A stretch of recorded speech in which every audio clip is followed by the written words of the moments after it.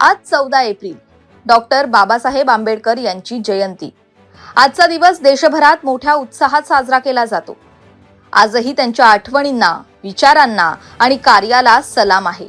बाबासाहेबांचं नाव घेतलं की डोळ्यासमोर उभा राहतो एक असा माणूस ज्याने खूप अडचणींना सामोरं जात समाजासाठी मोठं काम केलंय।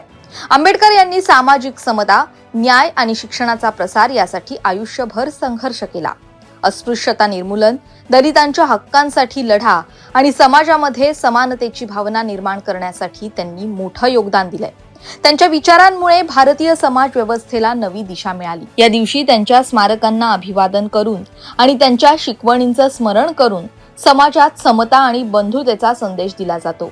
शिका, संघटित व्हा आणि संघर्ष करा असा महामंत्र देणाऱ्या क्रांतीसूर्याला त्रिवार अभिवादन। 14 एप्रिल 1891 रोजी महू इथे एका सामान्य कुटुंबात भीमरावांचा जन्म झाला।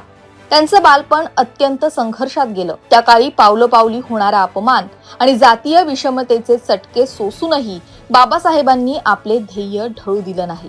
त्यांनी शिक्षणाची जिद्द सोडली नाही।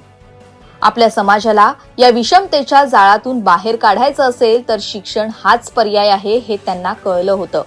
परिस्थिती कशीही असो ते शिकत गेले आणि त्यांनी अनेक पदव्या मिळवल्या।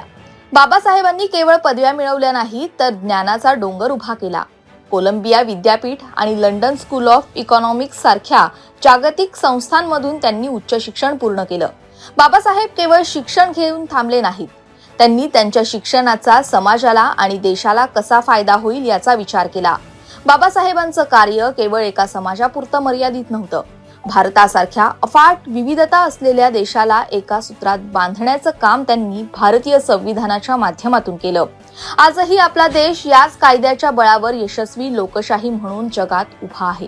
दलितांच्या अंधाऱ्या जीवनात प्रकाश ज्यांनी पेरला, अन्यायाविरुद्ध लढण्याचा मंत्र ज्यांनी दिला, अशा महामानवास कोटी कोटी प्रणाम।